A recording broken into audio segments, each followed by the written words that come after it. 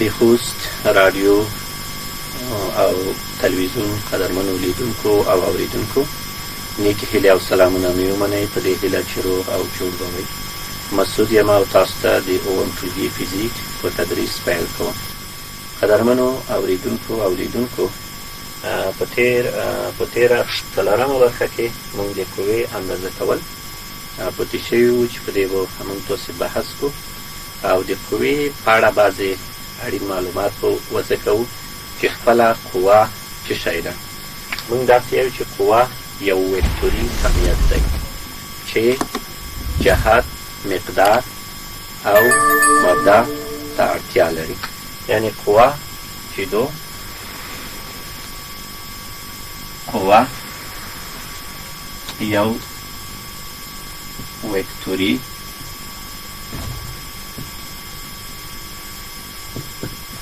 کمیت دی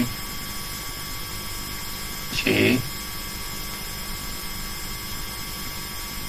د مقدار سربیره جهت ته، جهت یعنی لوری ته هم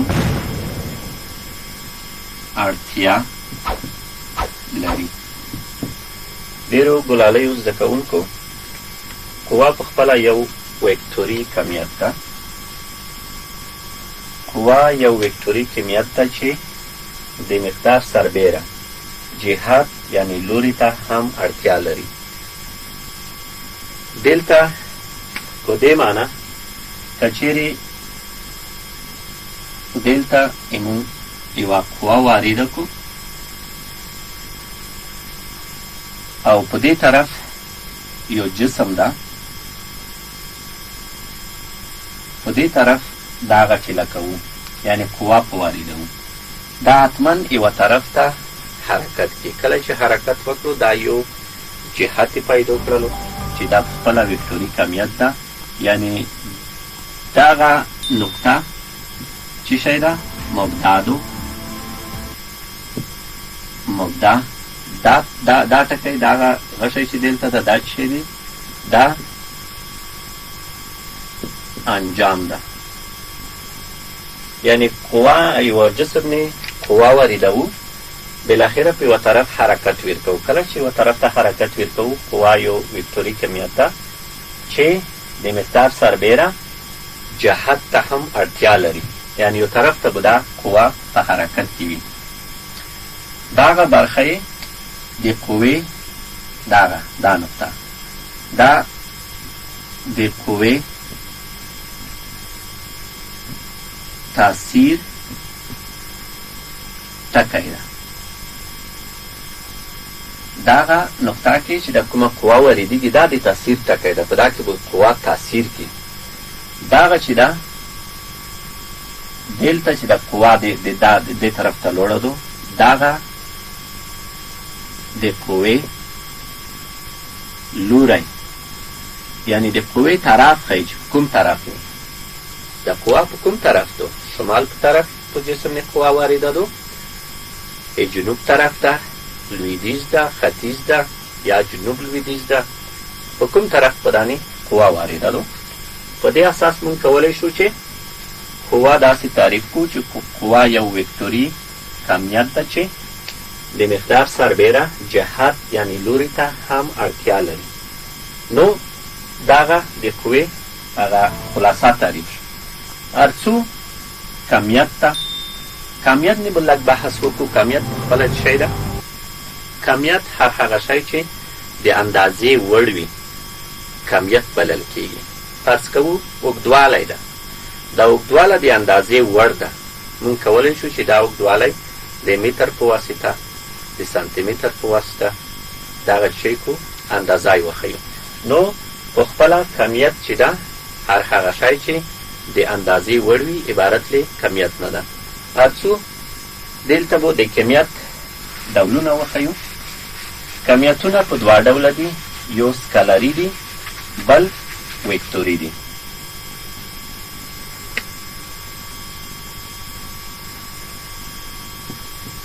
کمیتونه په دوه برخو ویشو. یو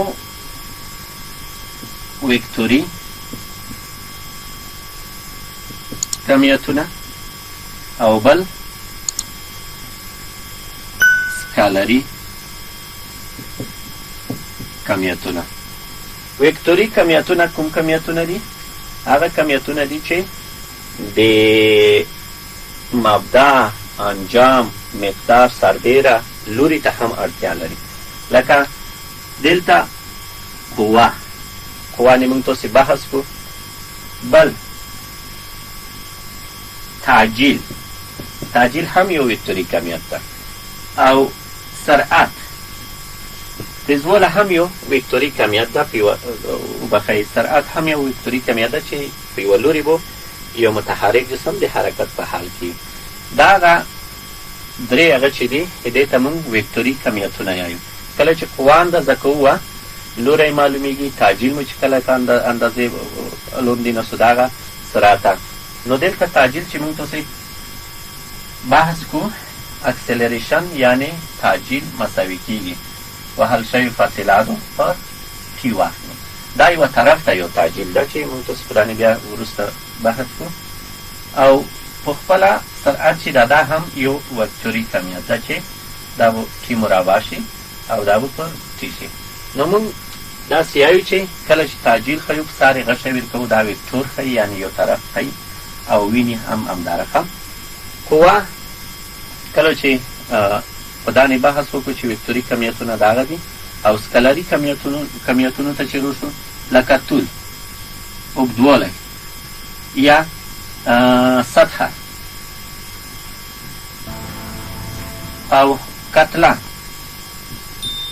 اوس که چیرې موږ داسې ویو چې یو اوږدوالی ده 10 کیلومتره فاصله ده، موږ داسې نه چې په کوم طرف، یعنی طرف شمال جنوب موږ په نظر کې نه نسو، لویدیځ ختیځ په نظر کې نه نسو. موږ داسې یو چې د سړک اوږدوالی 10 کیلومتره ده. دا یو سکالري کمیت ده، یعنی لوری نه کې ذکر کوو، دې ته سکالري کمیت ځایي. یا فرض کوو سطحه ده، موږ یایو چې دا اتاق چې دا 100 متره مربع مساحت لري د دې سطحې. یعنی دا په دا معنی چې موږ دلته لوری نه ښیو چې په شمال طرف، په جنوب طرف، په کوم طرف. صرف موږ یایو چې دغه اتاق 100 متر مربع مساحت لري، دا د سطحې هغه ده. کتله ښیو، فرض کوئ موږ سره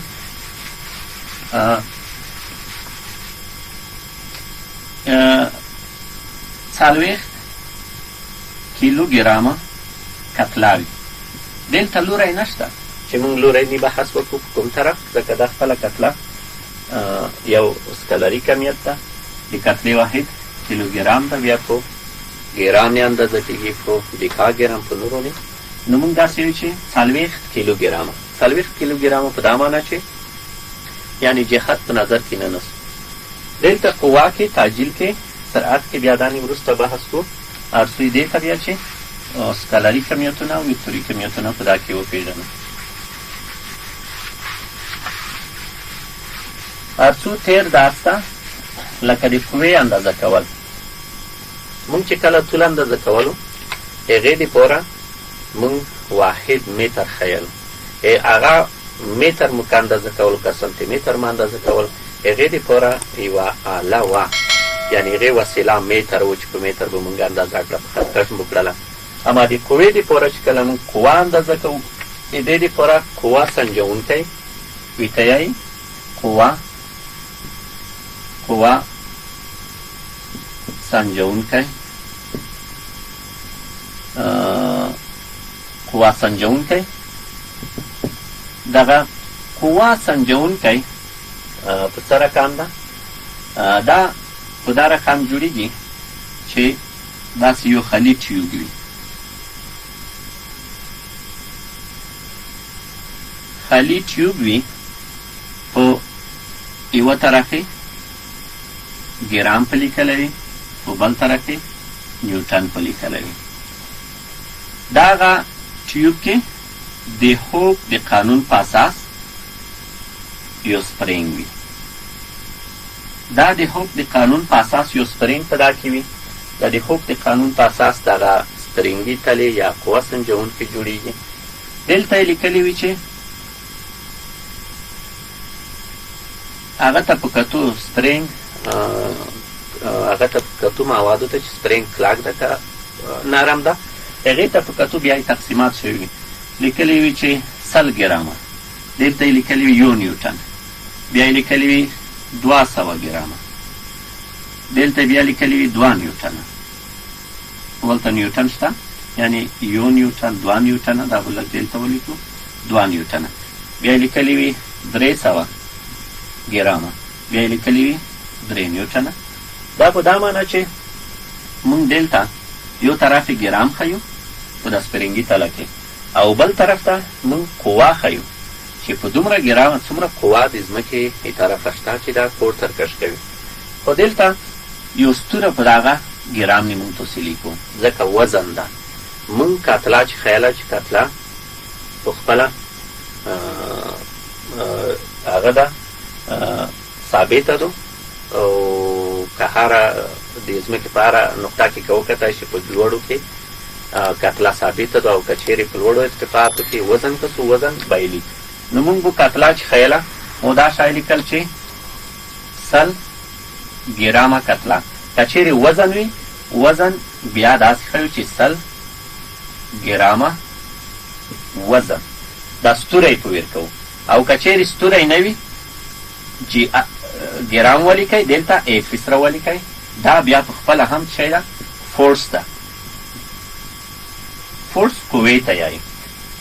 نو وزن ثابت نه ده، کتله ثابته ده. دلته بیا موږ تاسې په دغه سپرینګي تلنې یا په دغه هغه نه چې د قوه سنجونکی ده، په دا نه موږ تاسې عملا کور کو. او دلته بیا تاسو چې موږ 1 ګرام څومره نیوټنه کېږي، 100 ګرامه څومره نیوټنه کېږي، داسې په ترتیب سره په مخ ځو.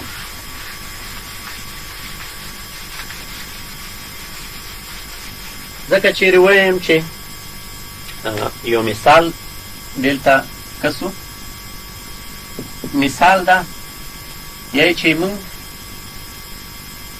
100 ګرامه وزن ده،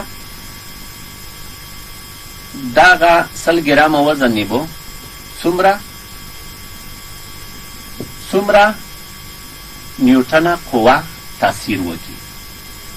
مثال دا شی ده چې دومره ګرامه وزن لرو، دا نه به د ځمکې طرف نه څومره نیوټنه قوه وي. موږ داسې یو چې موږ 100 ګرامه وزن چې ده، دا مساوي ده په 1 نیوټن سره.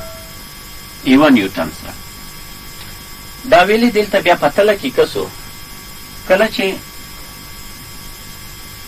تلې د دواړه طرفونه وکسئ، تقسیمات یې داسې شوي دي چې دلته یې ګرام لیکله ده، دلته یې نیوټن لیکله ده.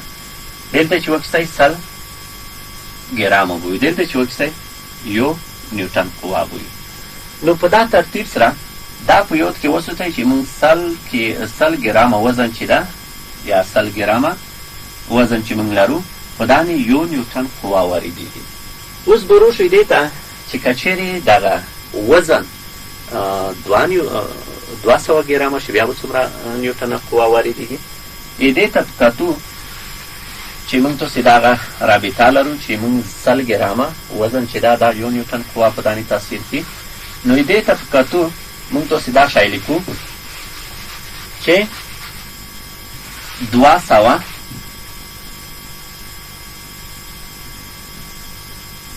ګرامه وزن ده، په دانې به څومره نیوټن قوه اغیزه وکړي. زه دا شی لیکم چې موږ 100 ګرام وزن مساوي ده په 1 نیوټن سره. نو 200 دلته تناسب تشکیلیږي، 200 ګرامه وزن نه به څومره قوه وي، دا مساوي شي په ایکس سره. پس دې ځای نه دا نتیجه کېږي، طرف طرفین وسطین بکو، دلتا با اکس دغه کو، طرفین وسطین بکو، اکس ضرب سل گرام وزن مساوی کیږي 200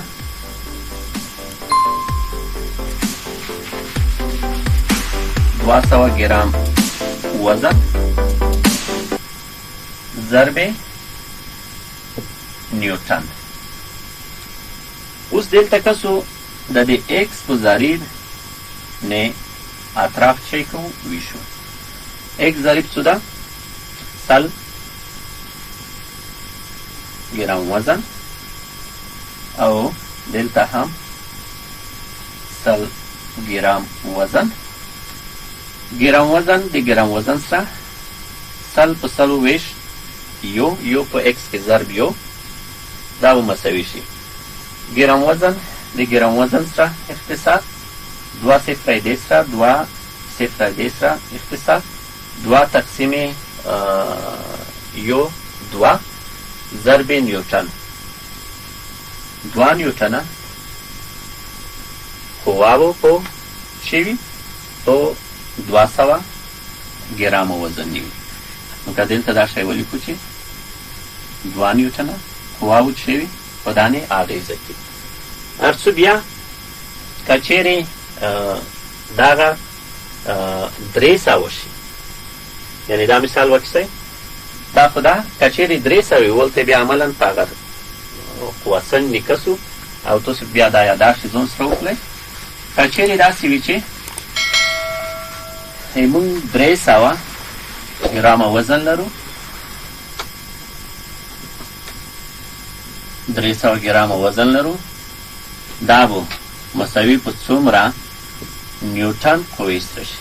دلته یعنې څومره دلته چې کوم هغه لیکلی کېږي 3 ولیکلی شول 2 ولیکلی شول دا یې قیمت بیا په ګوته کوي. هر څو دې پوښتنې حلولو لپاره موږ داسې یو چې موږ 100 گرامه وزن نه یو نیوټن قوه اغیزه کوي. که چیرې 300 گرام وزن ولرو په دا به څومره قوه اغیزه وکړي. پسې دې ځای نه دا نتیجه کېږي. طرفین وسطین کوو دا به ایکس کو، یعنی ایکس په یو قیمت به لوستر وکړي. ایکس ضرب 100 گرام وزن مساوي کېږي 300 گرام وزن ضرب یو نیوتن. موږ چې په کو د ایکس قیمت د ایکس په ضریب به دواړه قوې وویشو. ایکس ضریب چې ده 100 گرام وزن او دلته هم 100 گرام وزن. گرام وزن د گرام وزن سره پلس 100 په 100 تقسیم یو په ایکس کې ضرب پسې دې ځای نه به ایکس مساوي شي ایکس بشي. دا گرام وزن د دې سره 2 صفر دې نه 2 دې نه 3 په یوه تقسیم 3 نیوټن کې ضرب 3 نیوټنه قوه بشي. یعنې موږ به دلته په دانې 300 گرام وزن چې ولرو په دا به 3 نیوټنه قوه اغیزه وکړي. هر څو دلته په عمل کې دغه تاسو چې په دانې موږ تاسې عملا په سپرینګي تلی وکړو چې دا په څه رقم هغه کېږي.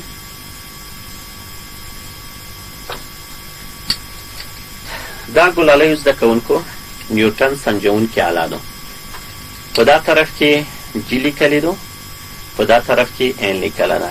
جی چې ده ګرام ده او که چیرې بیا په عمل کې دا ښیي ګرام وزن نه به بیا خبرې کو، او دا طرف نیوټن ده.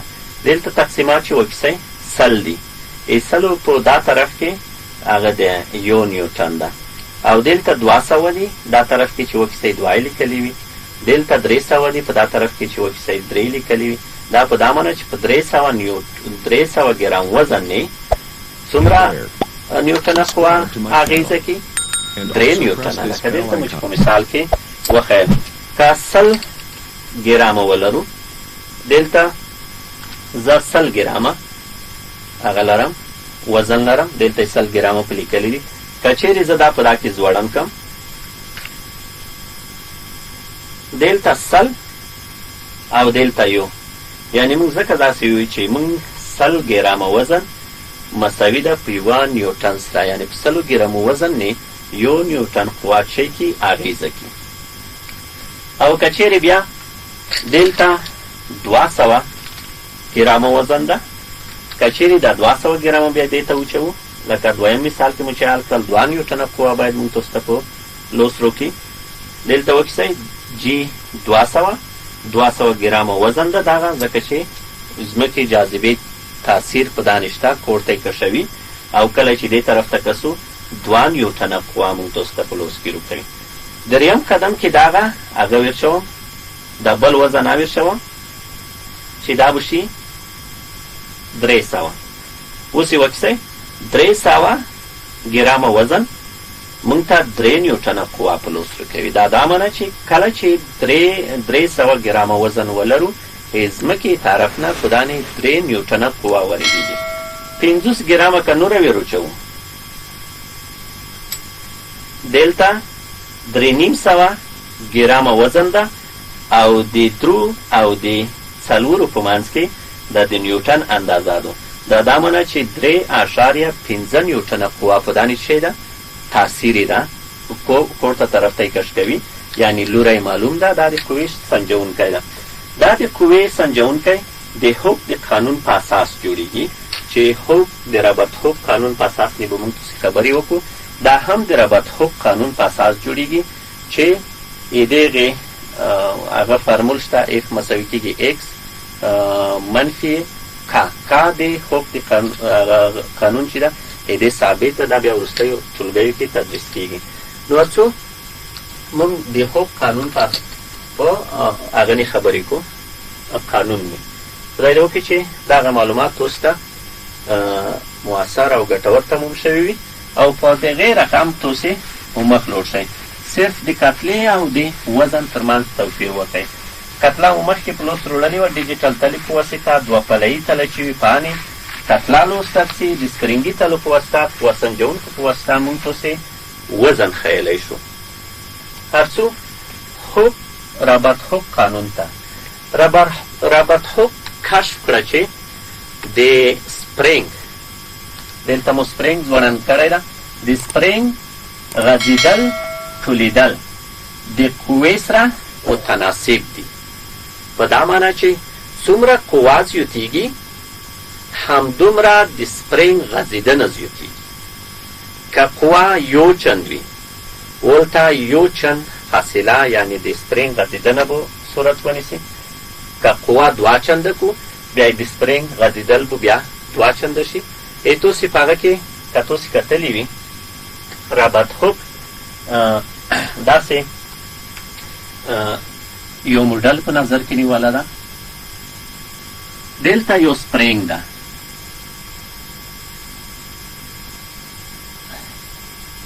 دا په عادي حالت کې ده، یعنی په دانې قوه 0 ده، یعنی دلته کوم وزن شی نه دی پسې کوړي کړي. بل ورته دغه سپرنګ سي ولته 3 حالته څېړلي دي. ولته 1 نیوټن قوه پسې ځوړنده کړې ده. کله چې 1 نیوټن قوه پسې ځوړنده کړې ده، دا سپرنګ په دې اندازې چی کړی ده، اوږدوالی کړی ده. سپرنګ یعنې دې په دا اندازه نه چې هر څومره وي، بیا ولته په خطکش موږ تاسې کسو فرض کوو 6 سانتي متره اوږدوالی کړی ده. دریم قدم کې بیا دغه سپرنګ داسې 2 نیوټنه قوه ځوړنده کړې ده. بیا هم د دې سپرنګ تزاید چې ده، اوږدوالی چې ده، یعنې په دا اندازه نه کړه ده.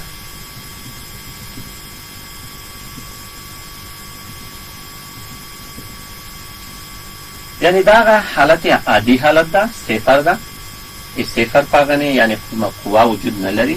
دویم ورته 1 نیوټن قوه په دانې وریده کړې ده. دویم قدم کې بیا 2 نیوټنه قوه په واریده کړې دو. ده چې کله دا تجربه سر ته رسولې دو، د دې هوب قانون دا شی ده چې اف مساوي کېږي منفي ایکس ضرب کا. دې فارمول په اساس د سپرنګي تلې جوړېږي.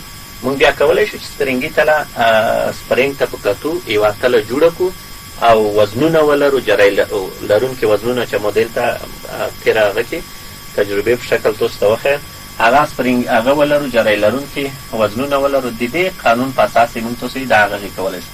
دلته منفي ایکس په دا هغه نه لیکو چې زه دې قوه په دانې واردوم، ایمو خلاف د سپرنګ ولې ایمو په لوس کې قوه واردوي، نو ځکه د علامه بیا منفي لیکو، یعنی په مو بیا په مخالف جهت قوه د ایمو په لوس کې واردېږي. دا هغه تاسې نن وبښئ اووم صنف فزیک کې په هغه فعالیت کې شته. دا هغه فعالیت موږ تاسې نن دلته عملا ترسره کوو. دې فعالیت د ترسره کولو دپاره د اړتیا وړ سامان څه شی ده؟ سپرنګ ده چې موږ باید سپرنګ ولرو، جرای لرونکي وزنونه دي چې هغه باید موږ تاسې ولرو، او په خپله خطکش ته مارکر هغه په بیا دغه موږ تاسې خپل هغه مسایل دي چې دا موږ تاسې لرو. اول به داسې وکړو چې سپرنګ په عادي حالت کې موږ تاسې سپرنګ چې ده په عادي حالت کې هغه کومه فاصله چې دو هغه کسو چې سپرنګ په کوم ځای کې قرار لري، دا هغه نقطه و په ګوته کړو.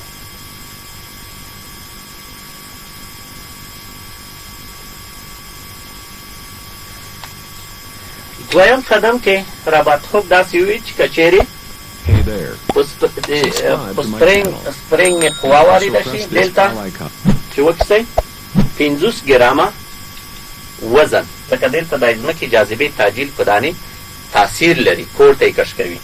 نو دلته 50 ګرامه ده.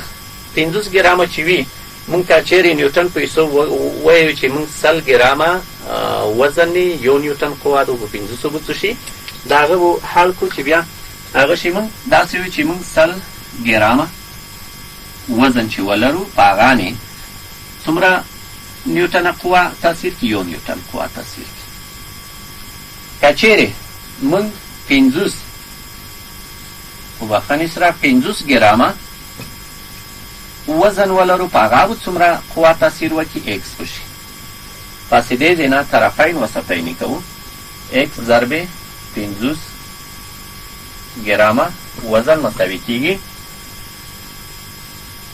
100 ګرام وزن ضرب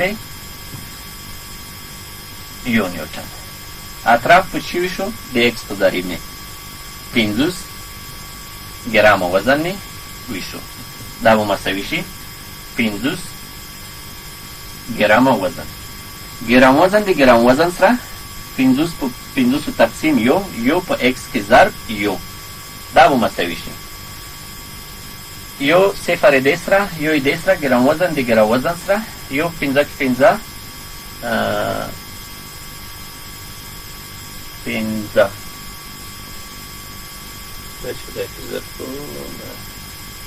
په بخیر دلته دغه هغه قیمتونه مو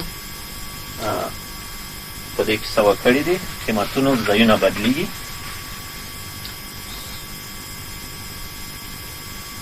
طرفین وسطین چې کو ایکس ضرب 100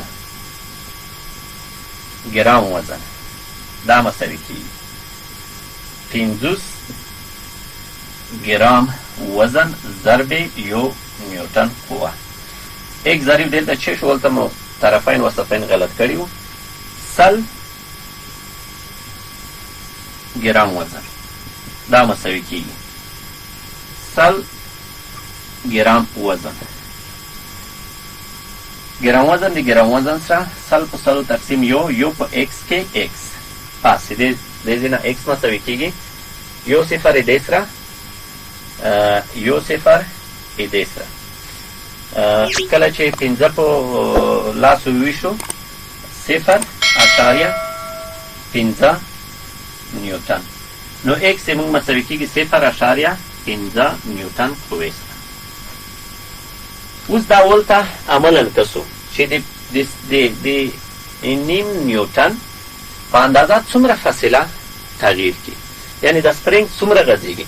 دویم ورته نیم نیوټن قوه نوره په واردوو، بیا یې کسو چې بیا څومره اینه بیا نیم نیوټن قوه نوره واردوو، بیا موږ تاسې به دې هغه ته ورسېږو چې رابرټ هوک وویل چې د سپرینګ غځېدل، کش کول، راټولېدل دا د هوک د پاغس د قوې په هغسې تړاو لري، هغې سره تناسب ده. څومره چې زیاتېږي قوه دومره هغه شی کېږي، سپرینګ غځېږي. څو دا عملا دلته کسو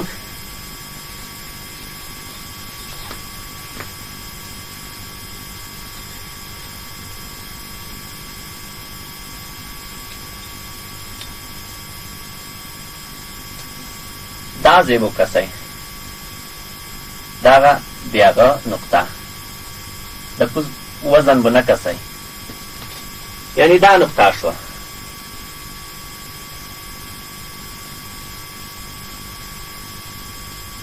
دا 6 سانتی متره شوه.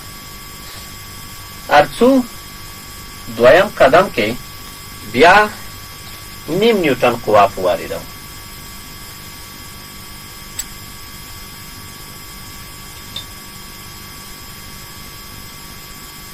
دا هغه ځای به کسی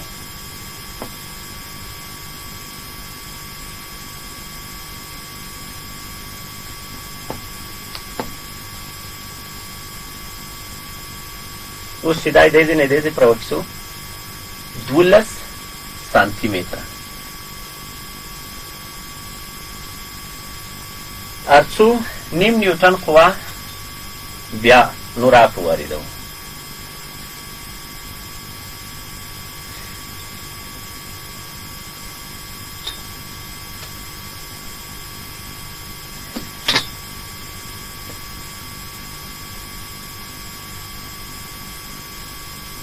دا هم 6 سانتی شوه. کله چې ټوله فاصله واخیستو 18 سانتی متر. اوس دلته واخیستئ، هوک داسې وویل چې څومره قوه زیاتېږي همدومره په هغه اندازه سپرینګ زیاتېږي. دې ترمنځ څومره فرق ده؟ 6 سانتی. دې ترمنځ څومره فرق ده؟ 6 سانتی. 6 سانتی متره. دلته کله مې چې قوه وارده کړه نیم نیوټن وه، 0.15 نیوټن. دلته چې قوه وارده شوه څومره شوه؟ 1 نیوټن، ځکه 100 ګرامه شوه. دلته چې قوه وارده شوه دلته 1.15 نیوټنه قوه شوه. تاسې که چیرې هغه فعالیت ته وکسئ ولته سپرینګونه درې نه دي، 4 نه دي. تاسې په ټولګي کې هغه شی دی، هغه یو سپرینګ ده، خو کله چې وزن ورکوړیوي هغه غځېږي. لکه یو سپرینګ دلته ده، وزن نه ده ورکوړی کړی، یو تصویر ده. بیا هغه سپرینګ چې رخوسته ده بل یې کړی، بیا یې ګرافونه رسم کړي. داسې په اسانۍ سره کېږي چې موږ تاسې دغه هغه کړو. په نیم نیوټن قوه کې دومره، په 1 نیوټن قوه کې 12، په 1 نیم نیوټن قوه کې 13. دې ترمنځ فرق بله څه ده؟ 6 مساوي 6 سره دي که نه؟ نو هوک قانون څه ده؟ هوک قانون داسې ده چې څومره چې هغه اضافه کېږي، قوه اضافه کېږي، هغې سره هغه سپرینګ هم په همغه اندازه چې کې تزاید کې سترېږي. او خدای دې وکړي چې دا معلومات تاسو ته په ګټه تموم شي. خپرونه پای ته رسېږي. تر بلې خپرونې زه درنه اجازه غواړم. خدای او بخښنې خدای م سپارم.